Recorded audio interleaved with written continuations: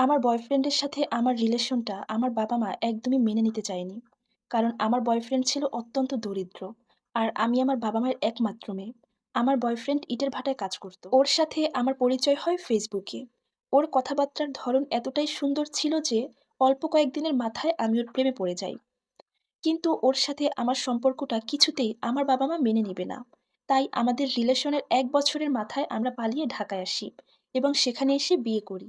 আমার স্বামী যেহেতু ইটের ভাটায় কাজ করত, তাই যত দিন যাচ্ছিল আমাদের সংসারে ততই অভাব দেখা দিচ্ছিল।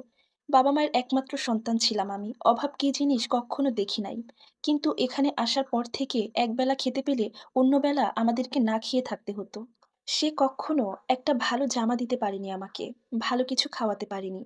কিন্তু বিয়ের আগে আমি তাকে বলেছিলাম, "তুমি আমাকে যেভাবে রাখবে আমি সেভাবেই থাকবো।" কিন্তু বিশ্বাস করেন বিয়ের পরে তার সংসারে যখন এসেছি তখন আর আমি সন্তুষ্ট থাকতে পারিনি। একবেলা খেতে পেলে অন্য বেলা না খেয়ে থাকতে হতো। এই ক্ষুধার কষ্টটা আমি আর কিছুতেই মেনে নিতে পারছিলাম না। এই বিষয়টা নিয়ে তার সাথে আমার প্রায় ঝামেলা হতো। তো এভাবেই আমাদের সংসারটা চলছিল। দেখতে, দেখতে ২ বছর পার হয়ে গেল। তখন আমি সিদ্ধান্ত নিলাম যে আমি একটা চাকরি করব। এরপর আমি আমার বাবা-মায়ের কাছে চলে যাই। আমার বাবা-মা আমাকে মেনে নিয়েছিল, কিন্তু আমার স্বামীকে মানেনি। এরপর থেকে যখনই আমি বাবার বাড়িতে যাই, আমাকে আমার মা সবসময় বোঝাতো, আমি যেন আমার স্বামীকে ডিভোর্স দিয়ে দেই। আমার মা আমার স্বামীকে একদমই মেনে নিতে পারছিল না। কারণ আমি ছিলাম মধ্যবিত্ত ঘরের মেয়ে। আমার মায়ের সবসময় ইচ্ছা ছিল আমাকে একটা বড়লোক ঘরের ছেলের সাথে বিয়ে দিবে। তাই সে সবসময় বলত, "তুই তোর স্বামীকে ডিভোর্স দিয়ে দে, এরপর তোকে আমি একটা ভালো বড়লোক ছেলে দেখে বিয়ে দিয়ে দিব।" কিন্তু কেন জানি না আমি আমার স্বামীকে কিছুতেই ডিভোর্স দিতে পারছিলাম না। তো এভাবেই আমাদের বিবাহিত জীবনের যখন ২ বছর পূর্ণ হলো, তখন আমার স্বামীকে অনেক বুঝিয়ে শুনিয়ে আমি একটা গার্মেন্টসে চাকরি নেই। এরপর থেকে আমার দিনগুলো ভালো যাচ্ছিল। এখানে আমার অনেক বন্ধু-বান্ধব হলো। তো যাই হোক, একদিন গার্মেন্টসের সুপারভাইজার আমাকে ডেকে বললেন যে, সে আমার সাথে ১ কাপ কফি খেতে চান। গার্মেন্টস ছুটি হলে আমি যেন তার সাথে দেখা করি। আমিও রাজি হয়ে গেলাম। বিয়ের পর এই ১ম বার আমি কারো সাথে রেস্টুরেন্টে খেতে যাচ্ছি। এই কথাটা ভাবতেই আমার খুব আনন্দ লাগছিল। যাই হোক, এরপর গার্মেন্টস ছুটি হলো। আমি আমার সুপারভাইজারের সাথে রেস্টুরেন্টে খেতে গেলাম। সে সেদিন আমাকে বিরিয়ানি থেকে শুরু করে আরো অনেক ভালো, ভালো খাবার খাওয়ালেন। আমি খুব তৃপ্তি করে খেলাম। অনেকদিন পরে এমন ভালো খাবার পেয়ে। যাই হোক, এরপর থেকে ওই সুপারভাইজারের প্রতি আমার একটু, একটু মায়া কাজ করতে লাগলো। এর ঠিক মাত্র ১৫ দিনের মাথায় তার সাথে আমার সম্পর্কটা আরো গভীর হয়ে উঠল। তার সাথে আমি সারাক্ষণ কথা বলতাম। এমনকি রাতে আমার স্বামী যখন বাসায় থাকতো, তখন তাকে লুকিয়ে আমি আমার সেই সুপারভাইজারের সাথে কথা বলতাম। তো এভাবেই আমার দিনগুলো যাচ্ছিল। আমার চাকরির যখন ২ মাস হয়, ২ মাসের মাথায় আমি আমার সেই সুপারভাইজারের সাথে রাতে কথা বলছিলাম। আর সেটা আমার স্বামী দেখে ফেলে। তখন সে আমাকে এসে জিজ্ঞেস করে, "তুমি এত রাতে কার সাথে কথা বলো?" আমি তখন তাকে মিথ্যা কথা বলেছিলাম। তাকে আমি বলেছিলাম, "আমি আমার মায়ের সাথে কথা বলছি। আমার মা অসুস্থ।"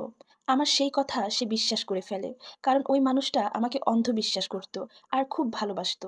এর পরের দিন আমি গার্মেন্টসে গিয়ে আগে সুপারভাইজারের সাথে দেখা করলাম। আর তাকে বললাম যে, "রাতে এখন থেকে আপনার সাথে আমি কথা বলতে পারব না। কারণ গতকালকে আমার স্বামী দেখে ফেলে।"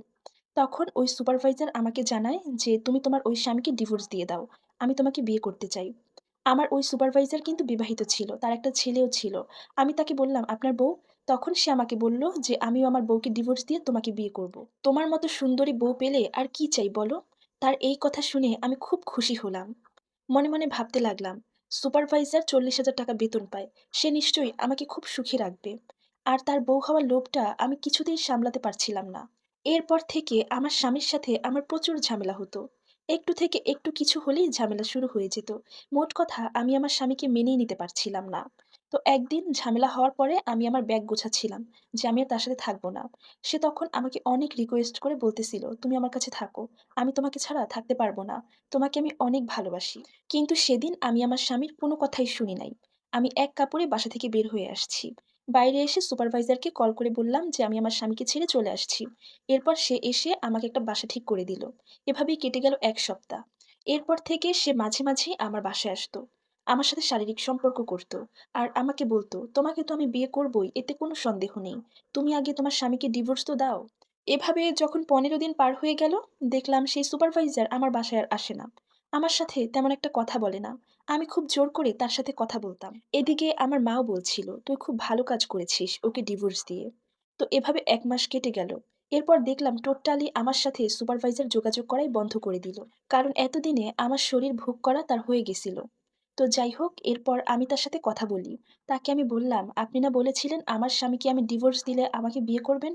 আমি তো আমার স্বামীকে ডিভোর্স দিয়েছি। তাহলে এখনো আপনি আমাকে বিয়ে করতেছেন না কেন?" আমার এই কথার প্রতিউত্তরে সে আমাকে জানালো, "তোমাদের মতো মেয়েদেরকে বিয়ে করা যায় না। তোমাদের সাথে সংসার করা যায় না। তোমাদের সাথে শুধুমাত্র শারীরিক সম্পর্ক করা যায়। তোমাদেরকে ভোগ করা যায়। তুমি তোমার স্বামীকে ডিভোর্স দিয়ে টাকার লোভে আমার কাছে এসেছো। তুমি যে আমাকে ছেড়ে অন্য কারো কাছে যাবে না এর কি গ্যারান্টি?" তার মুখে এই কথা শুনে আমার মাথায় আকাশ ভেঙে পড়ল। শুধুমাত্র আমার মা আর এই সুপারভাইজারের কথায় আমি আমার নিষ্পাপ স্বামীকে এত কষ্ট দিয়েছি, তাকে ঠকিয়েছি। তো এরপর আমি তাকে কল করে বললাম যে, "আমি তোমার কাছে আবার ফিরে আসতে চাই। আমি অনেক ভুল করেছি, আমাকে মাফ করে দাও।" সে আমাকে জানালো যে, "তোমার মতো নারীর সাথে আমার আর সংসার করা হবে না। আমিও এখন বিয়ে করে আমার জীবনটাকে গুছিয়ে নিয়েছি।" এসব কথা বলেই সে আমার কল কেটে দেয়। এরপর আমার নাম্বারটা সে ব্লক করে দেয়। এরপর থেকে আমি একা একাই গার্মেন্টসে চাকরি করে আমার জীবন চালাচ্ছি। সো ভিউয়ার্স, এই সম্পূর্ণ স্টোরিটা একটা আপুর জীবন থেকে নেয়া, যার সাথে আমার বাস্তব জীবনের কোনো মিল নেই। ধন্যবাদ।